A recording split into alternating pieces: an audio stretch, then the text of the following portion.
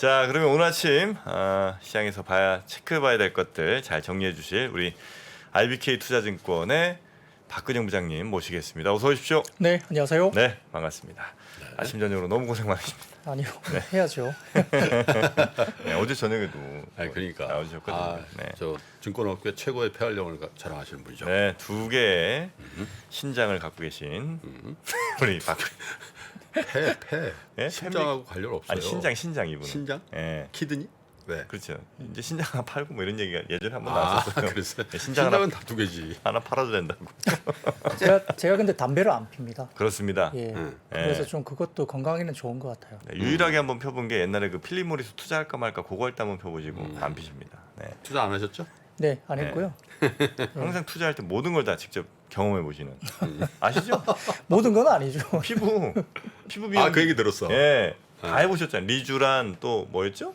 최근에 그 슈링크 유니버스 한번 지난주에 한번 가봤어요. 네. 확실히 통증이 없어서 이건 많이 하겠다 싶더라고요. 근데 갔는데 옆에 계신 분들이 5명이 다 남자예요. 40대 이상의 남자예요. 그래요? 여자분들이 안 계실 정도로. 그 관련주 좀 나중에 알려주고 가세요. 그거 사야 되겠네. 그 얘기 한번 하셔도 뭐였죠? 클래시스. 그래? 네. 저건 알지. 근데 이제 최근에 일반 슈링크는 한 6만 원 정도면은 이제 300샷 정도 맞거든요. 6만 원에 300샷? 예, 근데 유니버스는 한 600샷 정도 공고하는데요. 샷이 뭐예요?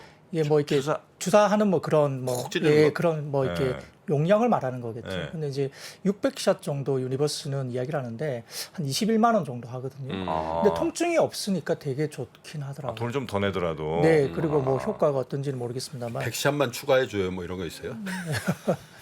근데 뭐 거기에 약간 뭐 다른 것도 이제 약간 또 앰플이라든지 이런 것도 넣어서 이렇게 하기도 하는데 어쨌든 한번 가봤는데 뭐 이 정도 통증 없으면 정말 괜찮다 생각이 들어요. 네, 게임도 직접 다 해보십니다.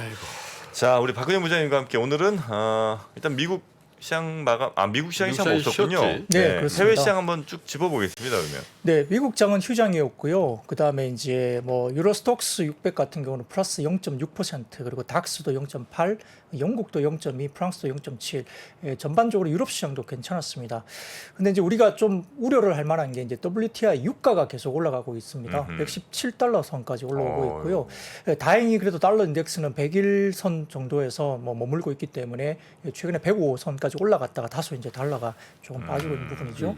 원달러 환율은 오늘 오전 7시 기준으로 제가 체크해 보니까 1236원 정도 되더라고요. 그래서 상당히 1250원을 깨고 내려간 게 당연히 중요한 어떤 이슈가 될 수 있다 저는 판단하고 있는데, 이런 부분도 지금 달러 강세로 돌았으면 외국인 수급도 좀 긍정적으로 돌아설 수 있습니다. 네. 미국 10년물 만기 국채 수익률도 2.743, 그리고 2년 만기도 2.484, 스프레드가 조금 더 벌어지니까 이것도 나쁘지 않은 그림이죠.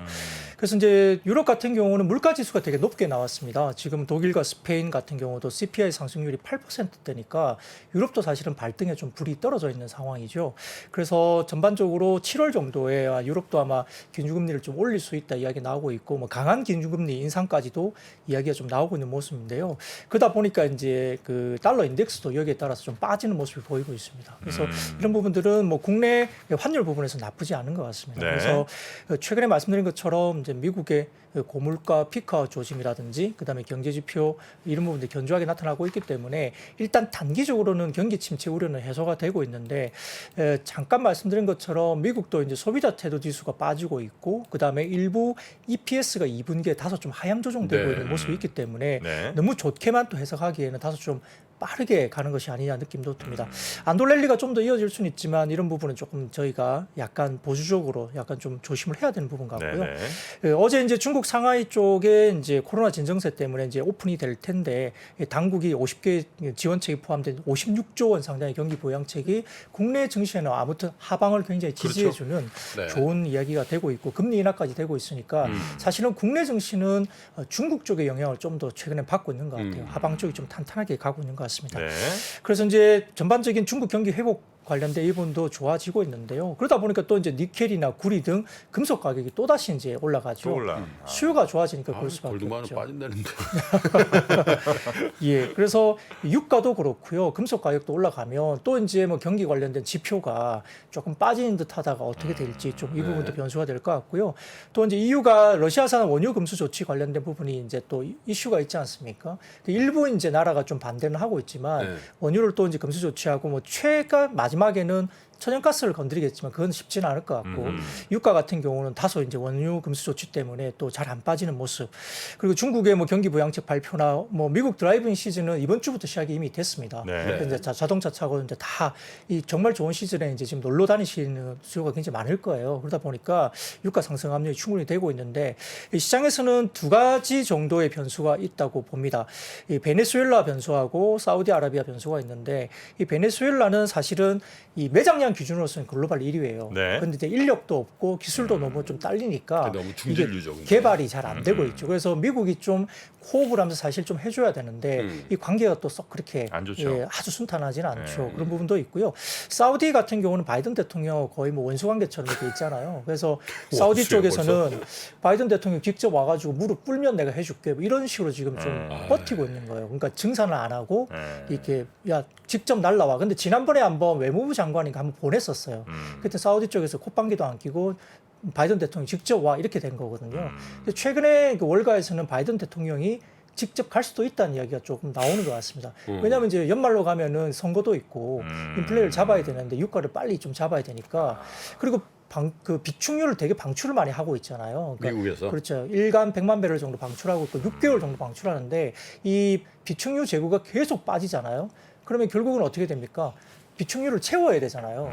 그럼 입찰을 갖다가 지금 이제 100달러가 깨졌던 유가가 지금 110달러 중반 정도까지 올라오니까 비축률을 또 채우기 위해서 또 입찰에 또 들어가야 돼요. 미국 입장에서. 그러니까 또 이제 유가를 부담이 수요로 예, 오히려 수요로 또 적용되니까 이 바이든 대통령 입장에서 상당히 좀 곤욕스러운 상태가 진행되고 있는 것 같습니다. 네. 기름값이 굉장히 많이 지금 올랐고요. 우리 시장도 한번 어제 잠깐 짚어보죠. 네, 전일 국내 시장 흐름은 간단하게 말씀드리면 코스피는 1.2% 그리고 코스닥은 1.43% 올랐는데요. 코스피는 2,650이 상당히 좀 저항이 됐었습니다. 네. 종가 기준 올라서지 못한 게 여러 번 실패를 좀 했었기 때문에 어제 종가 기준 2,670포인트 정도 언저리까지 간 것은 다소 이게 좀 그 돌파를 했다 이런 안도가 좀 하는 것 같고요. 네. 수급을 보시면은 외국인들이 3,554억 원 순매수 역시 이제 수급이 좀 들어오는 모습이 보였죠. 기관도 4,197억 순매수였고요. 개인만 8천억대 매도가 보였습니다.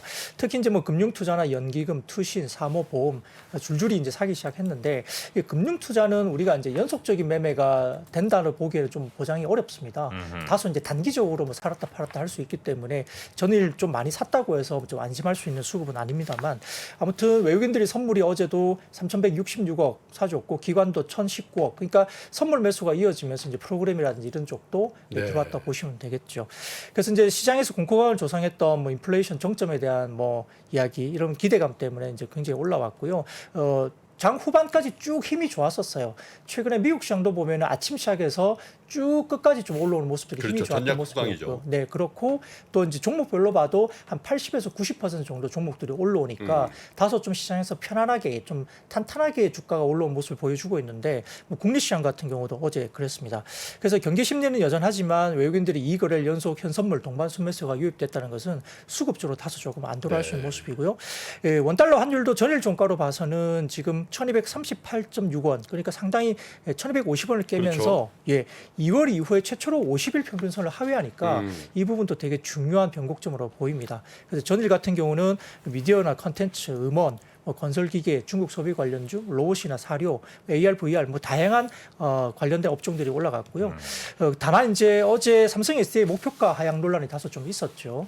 일부 이제 CT 쪽에서 이게 있었는데 조금 저희는 이해하기 좀 어려운 논리가 좀 많았습니다. 그런 부분들이 오늘 어떻게 또 반등으로 나올지 보셔야 될 것 같고요.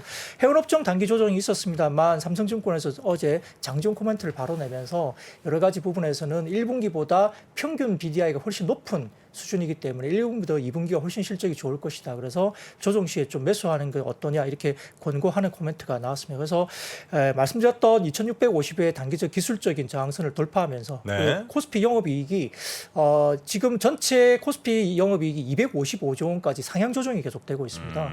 이런 부분들은 오히려 밸류에이션 매력도를 국내 시장에서 높이는 이슈이기 때문에 외국인들의 수급이 좀만 들어온다면 네. 추가적인 안도랠리 필요하겠습니다. 네. 우리 확실히 근데 이 기업들의 PPT를 보면서 하니까 어제보다 훨씬 더 저는 보기가 편합니까? 네. 네. 확실히 다만 이제 아마 모바일로 보신 분들이 조금 글씨가 좀 작아 보일까 좀 걱정이긴 한데 저희가 가능한 뭐 글씨 좀 키워서 보이실 수 있도록 하겠습니다. 네. 자, 그리고 오늘 시장 전망 그리고 투자 전략과 관련된 보셔야죠. 이야기 한번 가볼까요? 네. 네, 뭐 역시 밸류에이션 측면에서는 뭐 여전히 저평가 영역으로 이야기는 여전히 됩니다. 투자 심리가 굉장히 위축됐다가 다시 올라오는 부분이라 아직까지 경계 심리가 좀 많고요. 개인들 심리로 보면 최근에 올라올 때 어제도 보면 대규모로 현물을 팔고 있잖아요. 네. 그러니까 이제 아직까지는 좀 두려운 상황인 것 같고 그래도 이제 저희 창구만 그런지 모르겠지만 지난번에 코스피가 뭐 2,500포인트 중반 정도까지 빠질 때도 사자 들어오죠. 반대 매매가 별로 없었어요. 네. 저희 창구 쪽에는 그런데 뭐 다른 뭐 창구 쪽에는 어떤지 모르겠지만 별로 반대 매매가 거의 안 나왔거든요. 그러니까 개인들이 예전처럼 이렇게 막 이렇게 레버리지 막 일으켜가지고 했다가 막 반대 매매 쏟아지고 이런 것들이 과거보다는 좀 창구 쪽에서는 좀 덜한 것 같아요. 물론 뭐 스탁론이나 이쪽은 잘 모르겠습니다만 뭐 창구 쪽에서 거래하시는 분들은 상당히 예전보다는 조금 더 이 심리적으로 조금 더 안전하게 워낙에 거래하시는 것 같아요. 2,600포인트 하향 트라이를 몇 번 하다 보니까 네. 그때 이제 정리한 분들도 꽤 있을 것 같고 그죠? 네, 그럴 수 있고요. 최근에 보면은 미국 시장이 급락했을 때도 코스피가 2,550에서 세 번이나 아주 강력한 지지를 보여줬기 네. 때문에 네. 여기에 대한 신뢰도 좀 있는 것 같습니다. 네.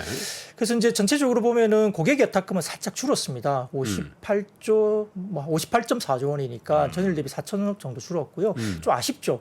거래량이 사실 좀 더 동반되면서 이게 좀 주가가 양봉으로 쫙 뻗어주면 좀 더 힘이 좋을 텐데 다소 조금은 지난주 주 후반에는 다소 이제 거래대금 상당히 줄었던 모습이 보였기 때문에 이런 부분은 조금 아쉬운 부분이 있습니다. 그리고 오늘 같은 경우는 그 국내 야간 선물이 마이너스 0.03%로 소폭 하락했기 때문에 네. 국내 시초가는 뭐 소폭 하락 내지는 보합선 예상이 되고 있는데요. 그래도 이제 여러 가지 부분에서는 아마 강세 기조가 좀 더 이어질 것으로 봅니다. 근데 말씀드렸던 그 코스피 연간 영업이익이 뭐 최근에 하향 조정되다가 다시 255조 원까지 상향 조정되고 또 말씀드렸는데요. 여기에 대해서 뭐 비철 목재라든지 상사, 자본재, 자동차, 뭐 호텔 레저, 미디어, IT, 하드웨어, 반도체 이런 섹터들 중심으로 상향 조정되고 있으니까 여기에 대한 관심도 좀 가져야 될 것 같고요. 기술적으로 본다면은 지금 2,650을 돌파하니까 뭐 증권사마다 이제 목표치가 나오고 있는데 1차 목표치는 코스피 2,700에서 2,730 정도는 좀 열어두자라는 의견이 좀 많았던 걸로 네. 오늘 아침에 보고 왔고요. 전체적으로 지금 아까 말씀드렸던 달러원 환율도 1,250원 다시 빠지더라도 지지 여부를 좀 보셔야 될 것 같습니다. 그리고 이제 전체적으로 봐서는 외국인 수급 여건이 좋아지니까 뭐 대형주의 반등 시도가 좀 나올 수 있다. 여기에 뭐 삼성전자나 하이닉스가 많이 빠져 있는 상태에서 다소 좀 오더컷이라든지 이슈가 좀 있기 때문에 이 대형주에 대한 반등도 좀 여러 가지로 어떻게 될 것이냐 변수가 될 것 같고 이 경기 부양 관련된 부분에서는 중국 쪽이 좀 열리니까 뭐 반도체나 경기 민감 관련된 뭐 IT 부품, 철강 이런 쪽도 좀 반등을 나올 수 있지 않을까 의견이 좀 있는 것 같습니다.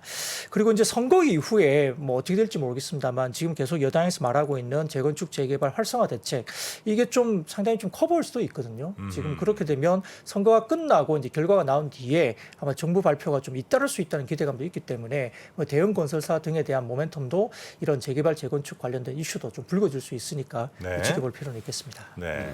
그 어제 저녁에 또 저희가 건설 관련해서 우리 최상욱 작가가 나오지 않았습니까? 네. 네. 그래서 지금 현재는 리모델링 쪽이 전국에 한 100여 곳이 지금 현재 진행 중이랍니다. 네. 그래서 리모델링 관련된 수요라든지 공급이 조금 더 있을 것 같다. 당분간은 뭐 그런 얘기가 좀 있었습니다. 근데 리모델링이라는 말은 잘 안 맞는 것 같아. 용어가. 우리 동네도 리모델링 하나 하거든. 네. 그난 리모델링이면 그냥 놔둔 상태에서 뭐 이렇게 싹 헐고 다시 짓던데.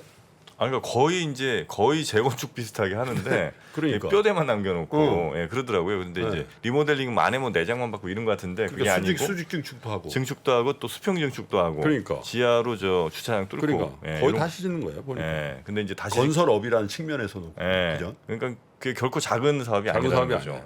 그런 것들도 한번 지켜보시라는 말씀 어제 재건축이나 저녁에 별반 차이 없을 것 같더라고. 거의 그렇죠. 근데 이제 굉장히 빨리 진행될 수 있다는 거 요거는. 그러니까. 네. 자, 그리고 시장 이슈들도 한번 체크해 보겠습니다. 네, 뭐 경제 지표 발표가 예정되어 있습니다. 오늘 같은 경우는 좀 중요한 지표 중에 하나가 이제 중국의 5월 제조업과 비제조업 PMI가 예정되어 있는데 뭐 보통 한 10시 언저리 정도에 나오죠. 그래서 이제 각각 48.9와 46.2가 나온다고 이제 컨센이 되어 있는데요. 4월 제조업이 이제 47.4, 비제조업이 41.9였으니까 이 PMI 지표가 중국 쪽에서 잘 나오면 중국 관련된 뭐 시장이 굉장히 좋을 수 있죠. 그리고 국내에도 좋은 방향으로 이끌 수 있는 가능성이 높습니다. 그래서 10시 이후에 이 부분을 좀 체크하시면서 긍정적인 흐름 보셔야 될 것 같고요. 6월 1일 날 5월 이제 한국의 수출 지표가 나오는데 19.2% 정도 나올 것으로 예상하고 있습니다. 4월이 12.9였으니까 무역 적자가 축소된다는 것도 국내 시장의 긍정적인 지표로 충분히 작용할 수 있고요. 네. 그다음에 6월 1일은 ISM 미국 제조업 PMI 지표가 나오는데 컨센이 한 55 정도가 됩니다. 4월이 55.4였기 때문에 다소 약간의 둔화 전망이 되는데 뭐 이건 뭐 중국 지표도 있다 보니까 뭐 여러 가지 봉쇄 영향도 있을 것 같고요. 그다음에 이제 지금 6월 3일 날 고용 지표 신규 고용이 있는데 컨센이 32.5만 명 그리고 4월이 42.8만 대비 둔화인데 고용 지표는 다소 조금은 둔화돼도 저는 괜찮을 것 같아요. 왜냐하면 미국의 실업률이 이제 3.5가 바닥이고 3.6 정도 나와 있는데 네.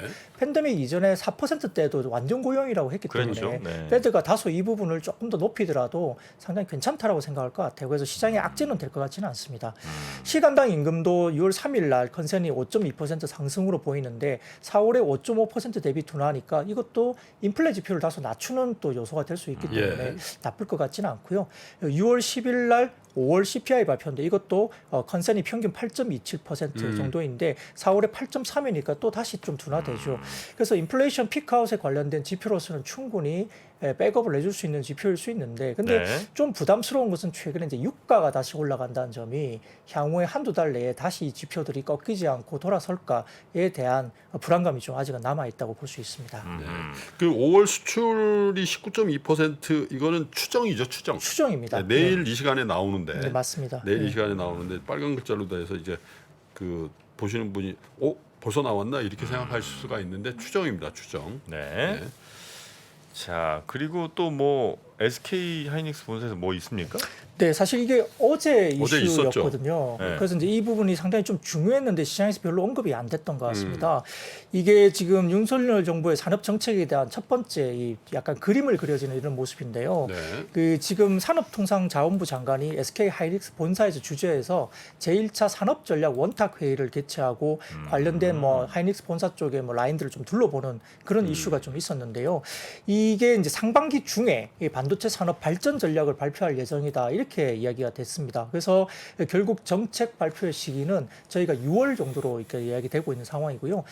통상 이제 6월 중순에는 하반기 경제 정책 방향이 발표되기 때문에 6월 중에 이런 부분들이 좀 구체적인 안이 나올 것으로 보입니다. 네. 그래서 이제 핵심 자료로 본다면은 지금 정부나 기업들의 입장에서 공통점을 찾아보면 이 설비 투자 확대에 대한 정책을 좀 지원하는 부분 그리고 이 반도체 소부장 기업에 대한 지원 정책 이런 것들이 핵심이 될 것으로 알려지고 있기 때문에 결국 이 부분에서는 상당히 좀 중요한 이슈가 되죠. 그래서 과거 문재인 정부 때도 보면 반도체 산업 정책이 발표됐던 사례를 좀 저희가 분석하는데 이 KB증권에서 어제 관련된 분석 자료가 하나 잠깐 나왔더라고요. 예. 그래서 이걸 보면 그냥 대부분의 경우에는 주가 반전이 대부분 나왔다. 그러니까 반도체 산업 정책이 발표되면 국내에 또 반도체가 차지하는 비중이 상당히 좀 크지 않습니까? 그렇죠. 시장에서. 그러다 보니까 이 정책이 시장 전체에 미치는 영향이 있기 때문에 전반적인 시장의 주가 흐름에 반전의 계기가 됐고 대형주보다는 중소형주가 좀 더 강세를 보인 경향이 뚜렷하게 나타났다고 보이니까 이 부분도 국내 시장의 6월에 어떤 지표가 될 수 있다 볼 수 있습니다. 네. 특히 이제 설비 투자 확대라는 정책 방향성까지 명확하기 때문에 이 부분에서는 이제 장비주가 좀 더 좋아지지 않을까라고 좀 더 찝어서 KB증권 레포트가 이야기를 했고요. 추가적인 2차 회의부터는 자동차, 배터리, 철강, 로봇 등으로 범위를 확장할 것이다 언급이 됐기 때문에 그 두 번째가 뭘까? 제가 보기에는 배터리다 이렇게 이야기가 되고 있는 것 같고요. 그래서 반도체 산업 이후에 두 번째는 배터리 관련된 산업의 정책에 대해서 구체적인 또 로드맵이 나올 가능성이 네. 높다 이렇게 보겠습니다. 그래요. 6월에 이제 정책 발표 시기가 있군요. 자, 그리고 또 다른 이슈들은 뭐 있었습니까? 원준 얘기네요. 네, 뭐 메파인 윌러 이장이 뭐 역시 빅스텝 향후에 여러 번 필요할 수도 있다 이렇게 이야기를 했고요. 향후에 여러 번 50bp 인상을 지지한다. 물가가 여전히 높다면 더 인상할 거다 이야기 나오는데 윌러 이사죠. 그렇죠. 사실 이제 이것도 중요하고 있지만 어제 그 주말에 나왔던 이야기가 이제 이제 기자가 있어요. 이게 월스트리트 저널에도 이제 되게 기자가 있지 않습니까? 그 중에 패드가 이렇게 좀 되게 예뻐하는 기자가 한 명 있다고 그래요. 제가 이름이 정확하게 기억이 안 나는데 그 기자에게 대부분 다 패드가 직접 이야기하기 좀 어려운 것들은 기자를 통해서 이렇게 약간 흘려서 그 기자가 한 명이에요. 뭐 아니죠. 여러 명 중에 패드가 이제 좀 약간 신뢰를 가지고 귀여워하는. 그래서 패드가 아니 그러니까 예. 출입 기자겠지. 친한 네, 네, 기자. 네, 메인. 네, 근데 패드가 약간 이쪽으로 좀 그 루트를 통해서 약간 흘러내는 그런 듯한 취향이 되게 많았다고 그러거든요. 그래서 그쪽과 관련된 이 기자가 이렇게 트위터를 통해서 이 지금 9월 달에 금리에 대해서 너무 말이 앞선다. 그러니까 금리가 뭐 25bp다 아니면 금리가 동결될 수 있다는 이야기들이 시장에 너무 많은데 이건 좀 너무 앞서는 이야기다. 그리고 파월 입장에서는 되게 명확하고 명백한 이런 어떤 증거가 나오기 전까지는 계속적으로 빅스텝을 밟을 거다라고 이야기를 여러 차례 했기 때문에 네네. 이 부분을 좀 경고를 이렇게 하는 듯한 트위터를 했습니다. 그래서 그게 약간 패드가 이런 의지를 살짝 기자를 통해서 좀 흘린 것이 아니냐 이런 이야기가 나오거든요. 그래서 약간의 지금 시장이 좀 굉장히 안 돌릴 하고 있잖아요. 뭐 물가 지표도 좀 안정이 되고 그다음에 전체적인 흐름에서 좀 시장이 너무 강하니까 약간 패드 입장에서는 조금 누르는 듯한 이야기를 좀 하는 것 같은데 네. 윌러 이사도 이제 그런 식에서 여전히 이제 좀 더 매파적인 이야기를 좀 한 것 같고요. 네. 이런 부분도 저희가 추가적으로 주가가 올라가면 조금 부담스러울 수 있는 약간 그런 부분도 될 수 있습니다. 네. 유가에 대해서는 어떻게들 얘기하고 있습니까? 네, 최근에 이제 고유가에도 미국의 뭐 원유 생산은 여전히 이제 코로나 이전 대비 90% 수준에 그치고 있고, 특히 이제 셰일가스 관련된 셰일 원유 이게 되게 힘들잖아요. 근데 미국의 리그 카운트, 그러니까 우리가 이제 뭐 소위 말하는 뭐 원유를 파는 이 리그 카운트 이제 개수가 뽑아내는 거. 그렇죠. 네. 코로나 이전에 670개였는데요. 현재 560개로 줄었다고 합니다. 오히려 줄었죠. 그래서 미국의 에너지 기업들의 투자가 정체가 되고 있고 2021년 4분기에 이제 최근에 뭐 유가가 워낙 올랐으니까 4분기에 아마 이익을 굉장히 많이 냈을 겁니다. 그리고 역대 최대 현금 흐름이 계속적으로 되고 있는 상황인데도 불구하고 2020년 대비 21년이 캐펙스가 거의 올라오지 않고 있다고 합니다. 그래서 이제 정부 입장에서 굉장히 좀 불만이고 이 관련된 셰일 기업들을 굉장히 좀 조우고 있다 이렇게 말을 하고 있는데요. 이게 지금 최적으로 보면은 이게 그럴 만도 하죠. 일단은 그 원유 생산 중에 지금 75%가 셰일 오일이거든요. 그래서 생산 상위가 뭐 엑스모빌이나 쉐브론 이런 오일 매니저가 차지하고 있는데 이런 회사들이 대부분 다 최근에 보면은 이 원유를 더 파기보다는 대부분 다 뭐 배당 정책이나 자사주 매입이나 이런 쪽으로 돈을 되게 많이 쓰고 있다 그래. 돈을 많이 벌어서. 그래서 이제 원유를 안 파고 있으니까 이제 정부 입장에서는 상당히 좀 불만이고 되게 좀 말을 많이 한다고 합니다. 그래서 이런 부분들이 되게 왜 그럴까 이렇게 보는데요. 결국은 중요한 이슈는 이제 에너지 전환이겠죠. 네. 지금 이제 장기적으로 결국은 신재생 쪽으로 갈 텐데 여기서 뭐 우리가 원유를 너무 많이 파서 이게 과연 맞는 걸까? 전략에 대한 고민이 그냥 많이 조금 있는 파서 거죠. 비싸게 파는 게 좋다. 그렇죠. 조금 팔더라도 많이 파니까 오히려 매출이나 이익은 더 늘기 그렇죠. 때문에 굳이 뭐 무리하지 않겠다 이런 것 같아요. 그래서 전체적으로 지금 전체 영업 현금 흐름 중에 투자 비중이 2019년도에 70%에 달했는데요. 지금 30%까지 하락했으니까 투자를 별로 안 하는, 굉장히 보수적으로 투자를 하는 거죠. 그게 사실 지금 작금의 어떤 고유가의 단면이라는 거예요. 이게 왜냐하면 이제 에너지 전환은 명확해 보이고 그러면 기존의 화석 에너지를 하는 기업체 입장에서는 더 막 투자를 해야 될 이유가 없잖아요. 그 대신 이제 대체 에너지 쪽의 투자는 빨리 진행이 안 되면 네네. 그 공백에서 유가가 오를 수밖에 없다. 수급상 그런 논리를 얘기하시는 분들이 많죠. 네.